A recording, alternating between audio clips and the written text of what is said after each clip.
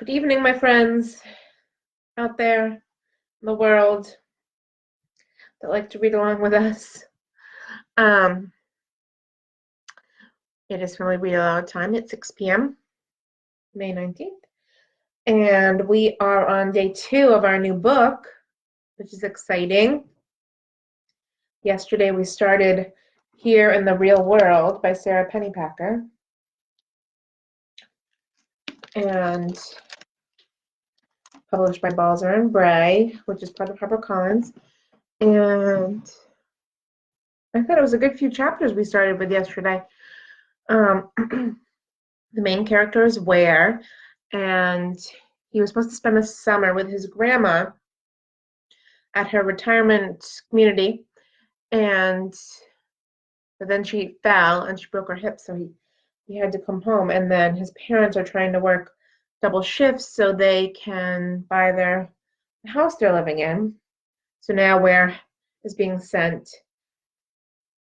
to rec camp, and he's very distraught about this. So we're about to see what happens once he starts rec camp.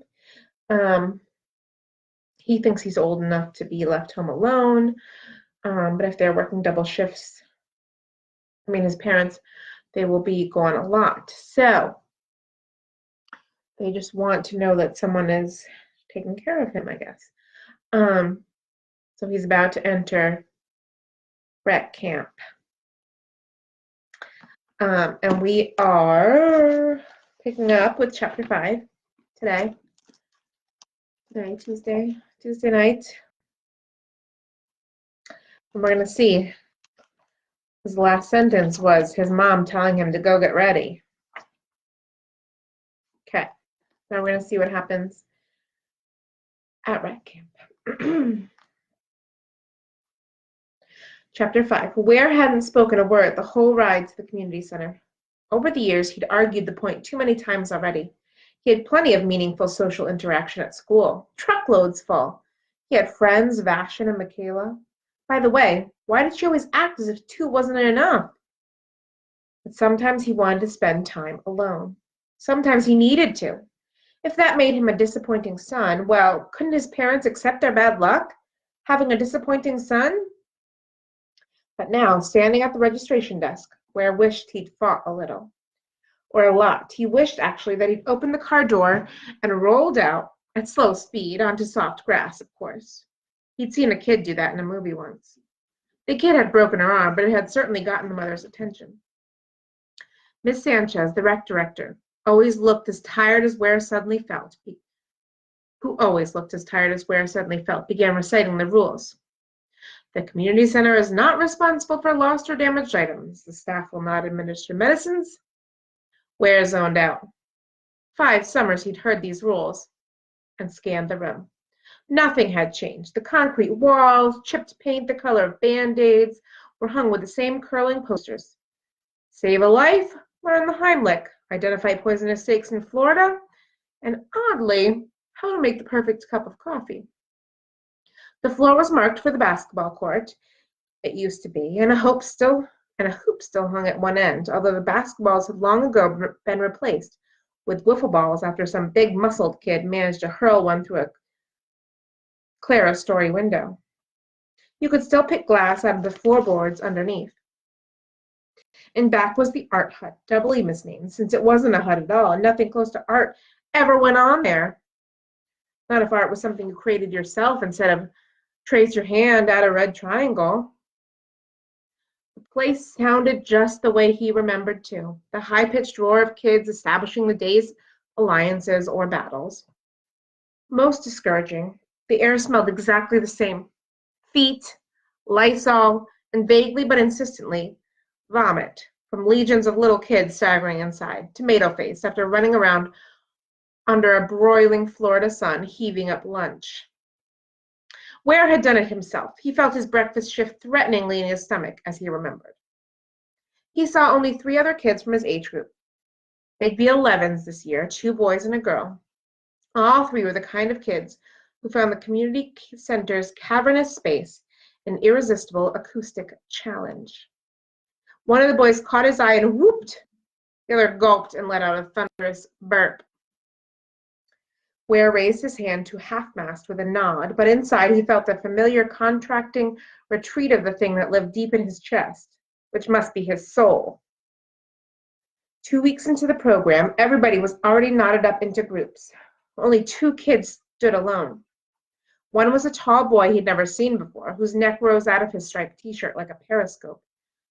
After a full 360-degree scan of the room, the boy pretended to study the ant farm on a windowsill.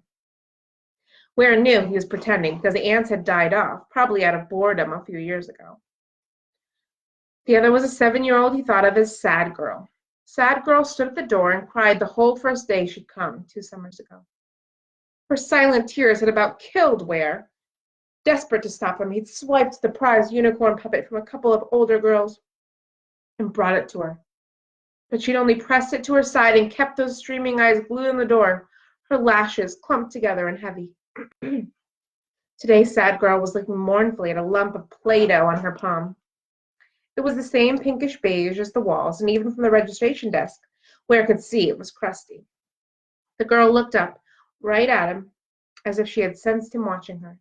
She tipped her palm so the clay fell to the floor. Ware nodded in sympathy. His mom tore out a check, handed it over. That's for the full summer package, weekends too. Miss Sanchez wrote summer package after his name, the way Ware imagined a judge might write sentence, death. Drop in anytime you want, just sign it at the door so we know the day's head count. Oh, he'll be here every day, his mother started to say. But the director had leapt up to pull a kid out of a trash can. How much does this cost, Mom? Oh, now that's not something for a child to worry about. I'm not worried. I'll pay you twice as much to let me stay home. This was his new reckless self-talking, since there were only $46 in his shoebox at home, but he was desperate. I have to get to work, but I'll see you at dinner. His mother dug into her tote bag. She pulled out a bus pass. For July. The bus stop is right out front. Then she came up with a first aid kit and a pack of antibacterial wipes. If you touch anything, Mom! She zipped the bag closed. Try to have a good time, okay? Maybe you'll make a friend? Ware gave up. He tightened his cheeks in something he hoped to look like a smile and nodded. Then he walked over to the cubbies and stuffed the first aid kit and the wipes deep into the back of one. He hung his backpack on a hook, feeling exhausted. 11s! Miss Sanchez called from the side door. Outside with Kyle for rec trek. 10s, you too. Rec trek. Ware had almost forgotten. A dozen times around the building, first walking, then marching and skipping, and finally running at faster and faster speeds until your head pounded and sweat poured down your back, followed by 5 circuits of free movement, which wasn't free since you had to keep circling the building. Half an hour of mandatory exercise.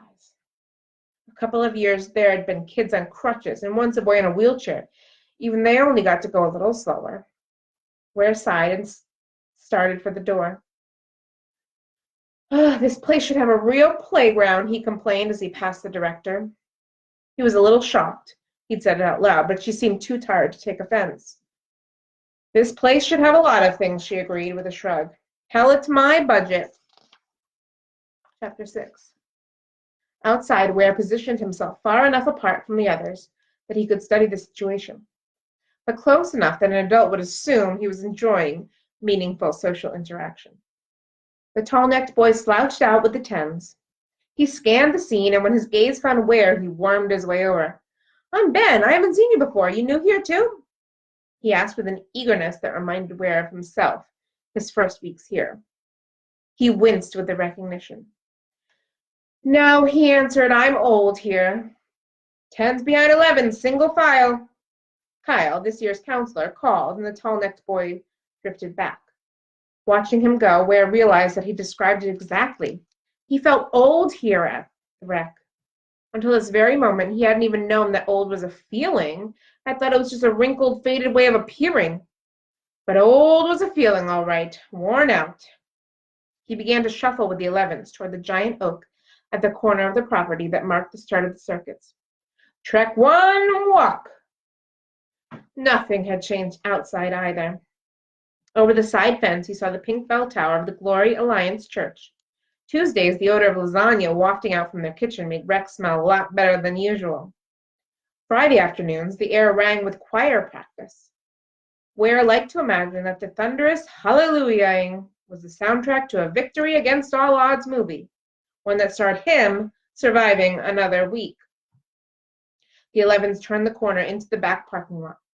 There, the Grotto Bar's neon sign loomed over the fence, promising ice-cold beer in blue letters besides a pink flamingo endlessly dipping its beak into a golden mug. Ware had tasted beer, and he couldn't fathom why a human being, let alone a flamingo, would drink it, but he liked that the bar was there, too. On rainy days, colorful streaks rivered down the windows in the art hut from that neon sign. You see that? Wow! He stopped, squinting his eyes at the sign, trying to recreate the rain slide of electric colors, until the 10s passed him and he had to run to catch the end of the line. Rec-Trek's third leg was alongside the city library. It would be nice to spend the day under those cool, dark ceilings, poring over book after book in the quiet. Medieval history had a whole shelf in there. And the line of kids, a dozen heads drooping in the heat already, trudged past the front of the community center, heading for the old oak again. Trek to march, Kyle yelled like a warden to his prisoners. The kids around Ware dutifully lifted their knees and surged forward. But Ware stopped.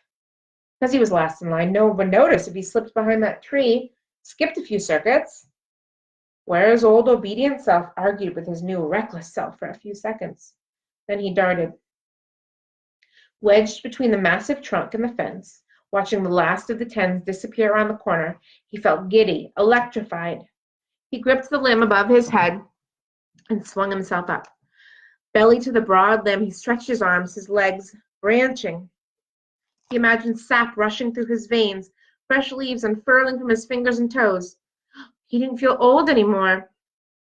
Too soon, though, he heard the thud of footsteps coming back around the building. He shimmied out farther into the green, way over the fence now, and closed his eyes in ostrich logic until they passed. Then he looked out and nearly fell from the tree. Someone had laid siege to the church. Chapter 7. The roof had been torn off, the walls half smashed. Their tops looked like crenellated parapets. He'd learned the term researching for his castle report. It meant notched like a jawbone missing teeth. Ware dropped from the branch and flew across the overgrown lawn to the front steps. One of the massive wooden doors had been smashed to splinters. The other lay canted out like a drawbridge half raised. Above his head, an iron pole jutted from the wall. Shards of glass below told Ware that the pole had held a light, but now it cast a pointed shadow down toward the doorway, as if ordering him inside. Before he obeyed, Ware climbed the front steps and studied the shadow. Castle designers incorporated sundials on south-facing walls like this, public timepieces for the villagers. He calculated. His mother had left at 8:45, so it was about 9 now. He had nothing to draw with, but he'd skinned his knee dropping from the tree. Carefully, dipping up blood with his finger, he painted an I and an X at the tip of the shadow. Then he scrambled over heaps of wreckage to the bell tower. And the light streaming down from the gaping top, where the spire used to be, a steel stairway, winked all the way up like a promise. Before he could climb, he heard the clink of metal hitting something gritty. He ducked and peered away. Through the back doorway, he saw a scrawny girl squatting in the backyard of the church, beside a squash slide. Flat ribbons of yellow hair splayed out under a saggy straw hat. She raised a trowel and stabbed the ground. In his report, he had learned the value of observing intruders from above before they saw you. Battles were won and lost in the watchtower, he'd written, and Mrs. Sprague had stuck a smiling light bulb sticker beside the sentence. He edged back into the tower and reached for the railing to climb up. As he grasped it, a couple of uprights broke off and clanged down the steps. He froze. Hey! Ware poked his head out. The girl stood in the center of the parking area, her hands on her hips. Mirrored sunglasses flashed silver above cheeks smudged with dirt. What are you doing here? Ware clambered over the rubble to the doorway. He put his hands on his hips, too. Nothing. Well, this place is mine. You have to do nothing somewhere else. So, Ware liked the word so. So bought you some time in situations like this. So, you don't own this place. It's a church. Now, it used to be, but now, she swept her arm back over where she'd come from. My garden. And Ware noticed what he had not before. Dozens of big, squat tin cans with peeling labels lined up among the smashed playground equipment. A tin can garden? The girl tipped her head toward the cans. Ware walked down the steps to the parking area. He held himself tall as he passed the girl and was relieved to see he had a couple of inches on her, which was ridiculous. They weren't going to fight. He crouched to study the cans. All were labeled chip nuts. A knee-high plant sprouted out of each. The plants looked feathery and brave at the same time. Ware wanted to brush his fingers over their tips, but he didn't. He stood up. Beyond the cans were 2 rows of the same plants in the ground, chest-high and sturdy. My garden, the girl called behind him. See? This place is mine now. It was unfair the way she claimed ownership that set Ware off. It made him want to claim something of his own. Okay, he called over his shoulder. When he'd reached the foundation, he climbed the back steps and spread his arms over the ruins. I'll take this. The girl followed him to the steps. A wrecked, born-again church? Who would want that? If that smashed playground is your garden, then this wrecked church is my castle. His new recklessness scared him, but he kind of liked it, too. Trek 7, Kyle's voice floated over the fence. Ware's startled. He didn't have much time left. The girl smirked. Oh, yeah, it's a castle, all right. For sinners. You don't know what you're talking about, he called over his shoulder and scrambled back up onto the ruins. Chapter 8. Oh, I know what I'm talking about. Unbelievable. The girl had followed him. She drew right up to him, sharp chin out, and grabbed his hand. Ware was so stunned by the hand grabbing that he let her pull him to the middle of the wreckage. There, a big container clad in fake stones stood almost as tall as he was and twice as long. Ware wanted to climb those fake stones to look inside, but the girl was still holding his hand. He didn't want her to be holding his hand, of course, but somehow he didn't feel he should take it back either. As a compromise, he rose on his toes to peer over the top. The tub was full of wreckage, but through it he saw that the interior was coated in glossy turquoise. The girl dropped his hand and smacked the side of the vessel. This here is a baptistry, a sinner's tub. People line up begging, please, oh please, could the preacher dunk them because they are suffering so from how bad they've been. Then the preacher dunks them, clothes and all, lifts them back up, and woohoo, they're born again, are all shiny and new like pennies in Coke. Huh, Ware said. His hand was still warm from where she'd held it. It felt a little as if it might be glowing. A magic tub. No magic tub. Because the very next week, they're slinking into the grotto, drinking the rent money, hitting their kids, same old stuff they used to do before they got dunked. Ware sneaked a peek at his hand. It wasn't glowing, but it felt buzzy, as if it might be glowing inside. He put it into his pocket to preserve the feeling. How do you know all this, anyway? My aunt went here every Sunday till they gave up. Gave up? Ran out of money, quit paying, back in January, and the bank kicked them out. That's what happened? Why'd they knock it down? Walter says so nobody could camp here, do drugs and stuff. Who's Walter? The girl hitched a shoulder toward the grotto bar. Bartender. You know a bartender? Ware gasped before he could stop himself. The girl grabbed her head and groaned. Mortified, Ware changed the subject. Wow, so there must be a lot of great stuff in all this mess. Nuh-uh, the church people came before the wrecking crew. They took everything good. How do you know? I watched. They took the cross out first, laid it down in a pickup truck. You notice a thing like that. Trek 10! Ware's head snapped up. He'd missed 3 more circuits. The girl followed his gaze and then nodded. You have to go. She sounded pleased. I'm going. As he passed her, the oddest thing happened. In her mirrored glasses, Ware saw himself reflected. Looking back was the most pathetic kid in the world. You know a bartender? Unbelievable. Chapter 9. His mom's car and his dad's truck were parked in the driveway. Good. He would tell them both at once, get it over with. Chin up. Chest out, advance boldly. Tried it. It was terrible. I'm not going back. He practiced out loud on the front step. A lizard jumped onto the last sun-warmed patch of cement beside him and began pumping its jerky little push-ups, as if cheering his proclamation. Ware didn't particularly like lizards with their suction-cup feet, but you had to admire them thermodynamically at least. A lizard craved the sun, but it didn't need it. It ran just fine on hot or cold blood. I mean it. I'm not going back, he repeated for the lizard. He unlocked the door. A hushed murmuring leaked down the hall from his parents' closed bedroom door. Closed door was their parenting style. He hadn't minded when he was little, but now, more and more, he wished his parents would just straight out tell him whatever was going on. He walked down the hall and raised his knuckles to knock. Looking at his fist, he remembered the garden girl had held his hand. No, that wasn't accurate. She'd only taken his hand, not held it. And she'd seemed pretty mad at him the whole time. If he'd been wearing a leash around his neck, she'd probably have dragged him over by that. He turned his attention back to the door and heard, "One kid, and he turns out so antisocial. He offered to pay not to go." Ware dropped his hand. He leaned in. "Now, with my mother sick, why can't we have a normal kid?" Ware reared back. His face flamed at the thing in his chest that felt like his soul shrank down cold, like the heart of a lizard deprived of its sun. He edged down the hall. In the kitchen, he sat at the counter and opened a game on the computer, the way a normal kid would do. Finally, his parents emerged.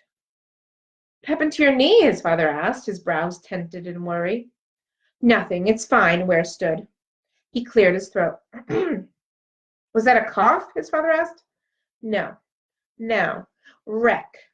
His mother opened a drawer and started rooting around. She retrieved a lozenge, extra-strength honey lemon, and began to unwrap it. "I'm 11 and a half, Mom." Ware groaned and pushed away the lozenge. He cleared his throat again.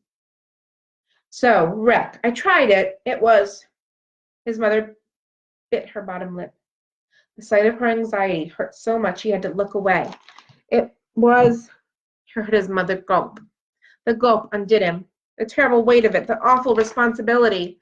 "It was—" "All right," he said, his voice quavering only slightly. He looked up. "See?" his mother sighed, her face relaxing. His father smiled. "You just needed to give it a chance." And the thing in his chest uncurled just a little bit. That's where we're going to leave off for today. We'll pick up with chapter 10 tomorrow at 6 p.m. I also have story time at 4 tomorrow. And for those of you, if there are any children watching that live on the island, I have put together some craft kits that I'll be putting out outside the library tomorrow. So I will let you know when I put those out. Otherwise, I will be back story time at 4 tomorrow. We'll read some more of Here in the Real World tomorrow at 6. And I hope you have a good night. Okay? Bye.